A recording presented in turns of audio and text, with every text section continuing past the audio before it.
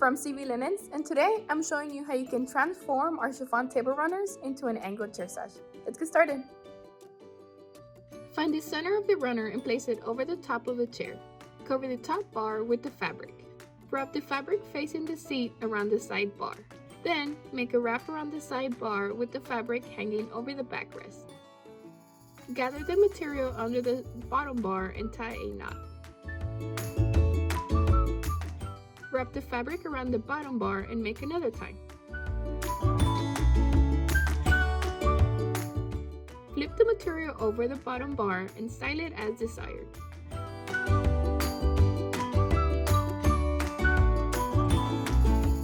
Thank you so much for watching. We hope you enjoyed this video.